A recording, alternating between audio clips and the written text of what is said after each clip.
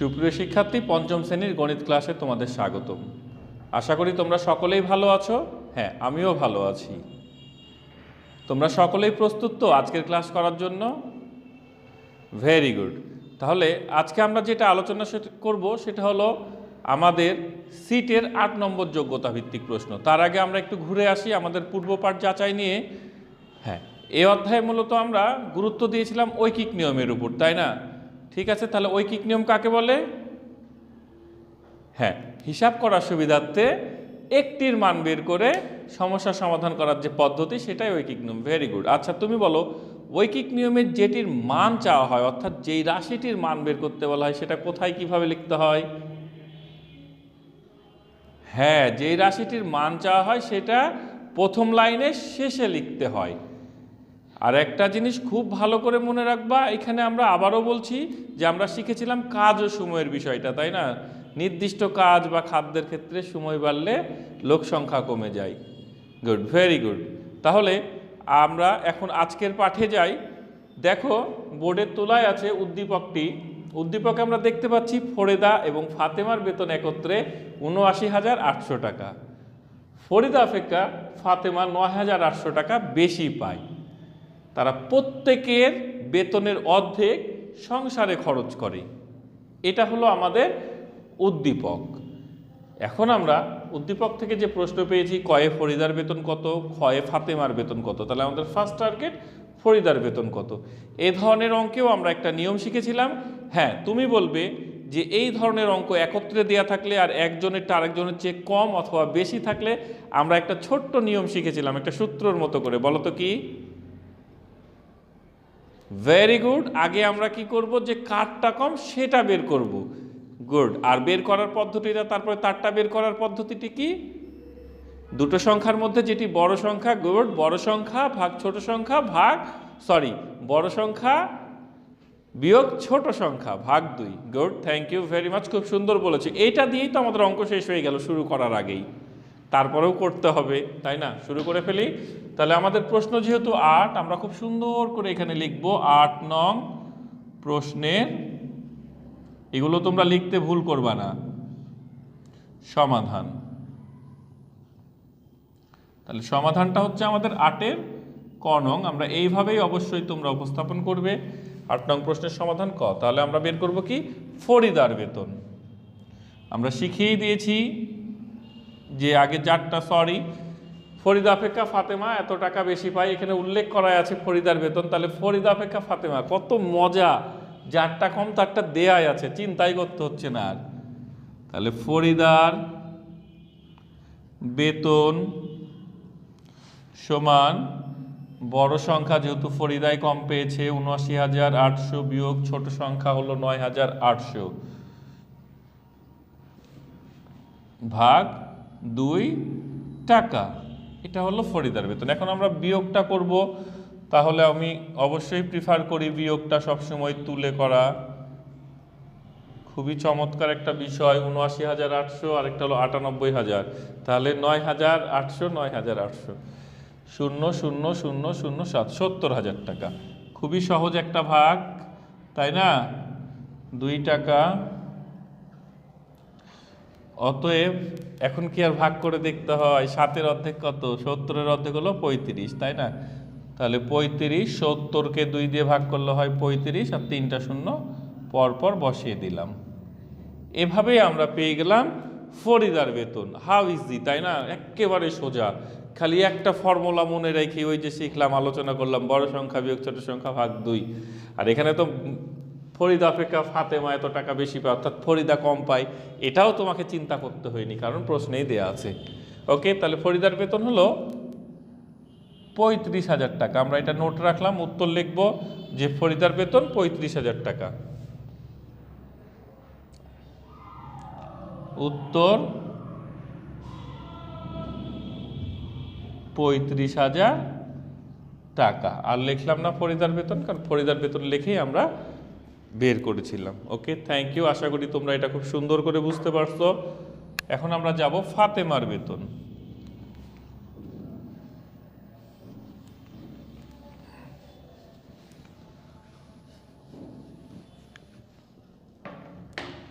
তাহলে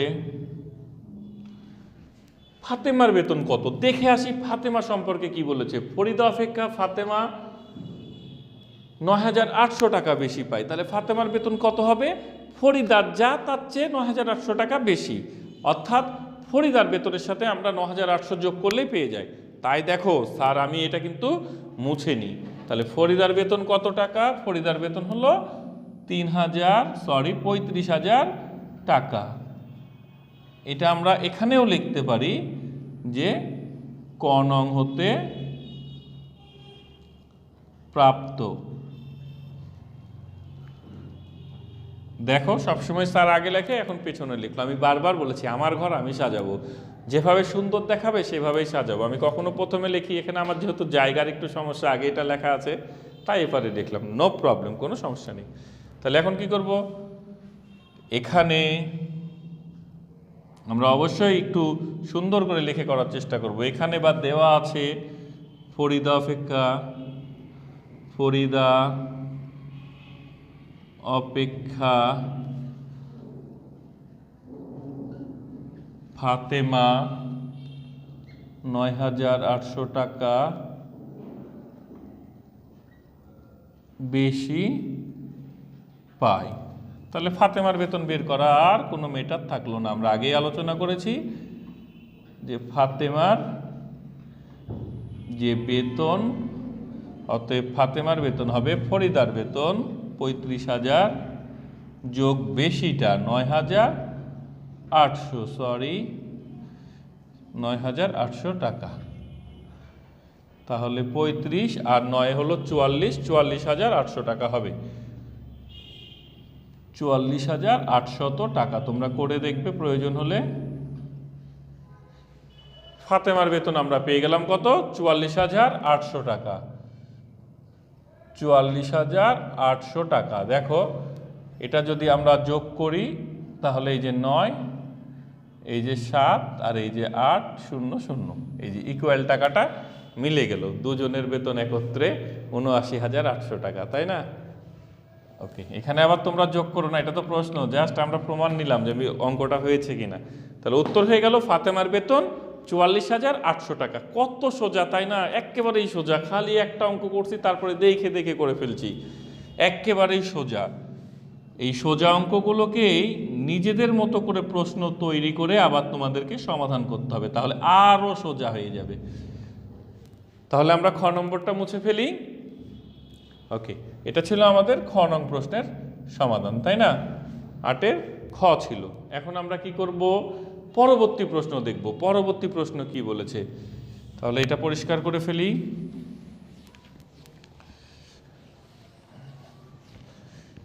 ওকে, আমরা এখন গয়ে আসব। ক নম্বরে বলেছে প্রত্যেকে সংসারের কাজে কত টাকা খরচ করেন।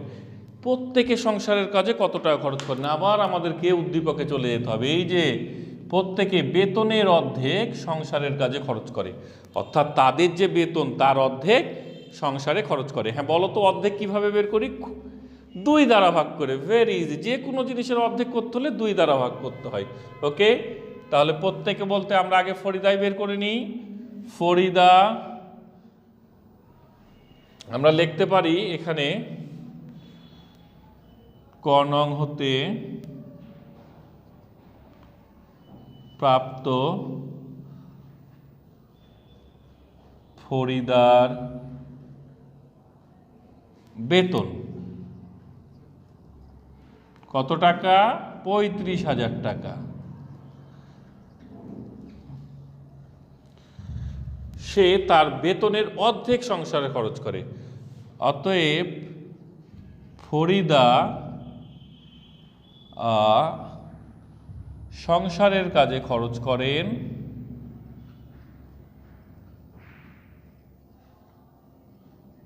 সংসারের কাজে খরচ করেন কি বলেছে? তার বেতনের অর্ধেক। তাহলে তার বেতন ভাগ 2 টাকা। তাহলে আমাদের 2 দিয়ে ভাগ করলে ৩ কে 1 যায়, 1 আর 5 15, 7 দুগুণ 14, 1 থাকে 1 আর 0 10, 5 দুগুণ 10, দুটো শূন্য বসাই দিলাম, 17,৫০০ টাকা। তাহলে ফরিদা সংসারের কাজে খরচ করে। একইভাবে আমরা লিখতে পারি কি আবার, আবার খ নং হতে পাই, খ নং হতে প্রাপ্ত,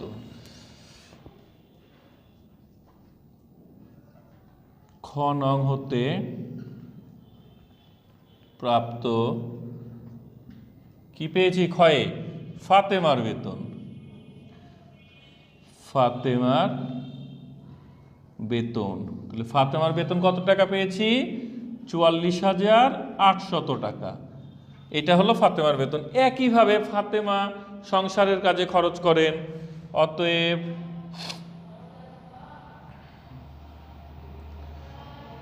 ফাতেমা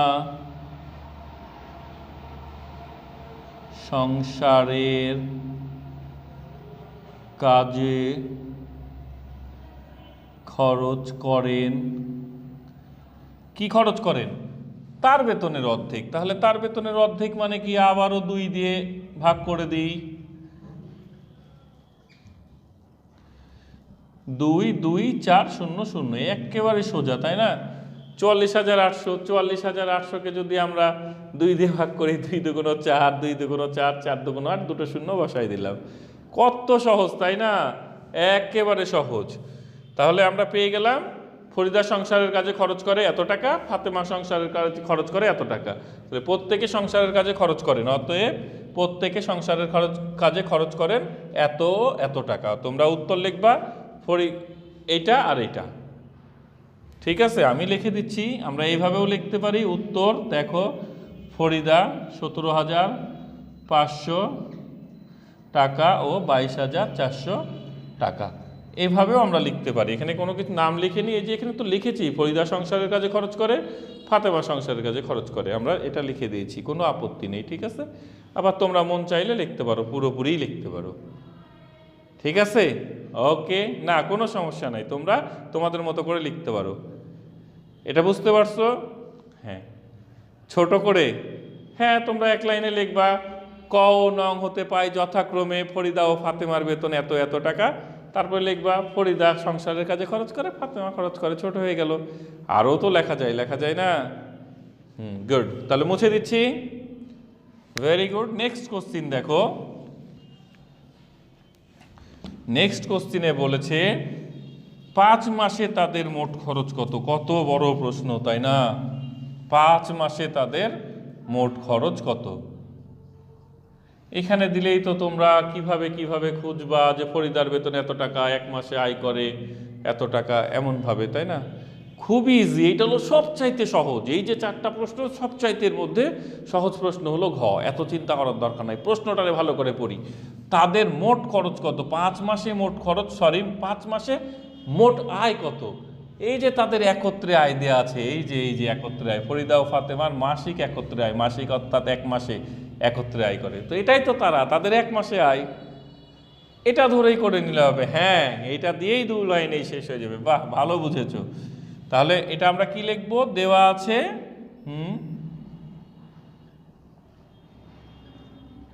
দেওয়া আছে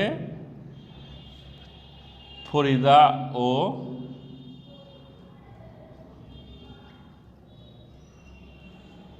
ফাতেমার 1 মাসের বেতন। ফরিদা ও ফাতেমার একত্রে 1 মাসের কি দেয়া আছে? বেতন। কত দেয়া আছে? 79,800 টাকা। এটা হলো তাদের 1 মাসের বেতন। এই বেতনটাই তো তাদের আয়, তাই না? এই বেতনটাই তাদের 1 মাসের আয়। আমি যে বেতনটা 1 মাসে পাই সেটাই আমি আয় করি। আচ্ছা, তাহলে 5 মাসে তাদের মোট আয় কত? এখানে বেতনেরই শুধু আয়ের একটাই উৎস দেখিয়েছে, তাদের বেতন, অন্য কোনো উৎস দেখায়নি, তাই আমরা এটা ধরেই নিয়েছি একবারে 100%, তাদের 1 মাসের বেতন এত টাকা। অতএব তাদের 5 মাসে বেতন তাহলে কত হবে 5 মাসের বেতন ৭৯,৮০০ গুণিতা 5 টাকা। হ্যাঁ, তোমরা এখানেও লিখতে পারো অতএব ফরিদা ও ফাতেমার একত্রে 5 মাসের বেতন, নো প্রবলেম। ঠিক আছে, তোমরা ওটাই লিখবে, কোনো সমস্যা নাই, কোনো সমস্যা নেই। গুড। তাহলে আমরা এখন করব 5 0 0 5 8 40 0 হাত থেকে 4, 5 নং 45 আর 4 49 9 হাত থেকে 4, 5 7 35, 35 আর 4 39। এখন কি করব বলো তো? হ্যাঁ, রিভিশন করব। 5 0 0 5 0 0 5 8 40 0 হাত থেকে 4, 5 নং 45 আর 4 49 9 হাতে থাকে কত? আবারও 4, 5 7 35, 4 39। ওকে, আমাদের তার মানে এটা মিলে গেছে এত টাকা। একক দশক শতক হাজার অযুত লক্ষ, 3,99,000 টাকা তাদের। অতএব 5 মাসে তাদের মোট আয়, এইখানে দেখো যেহেতু আমরা বেতন আকারে লিখেছি, লিখতে পারি অতএব 5 মাসে তাদের মোট আয় কত টাকা? 3,99,000 টাকা।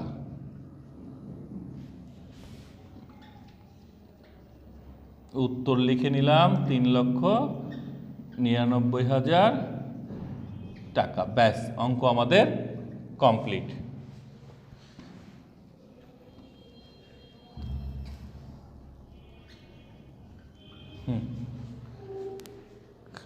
এই প্রশ্নে কারো কোনো সমস্যা আছে? আর ভেরি গুড, কোনো সমস্যা নাই, থাকারও কথা না, কারণ খুব ইজি বিষয়।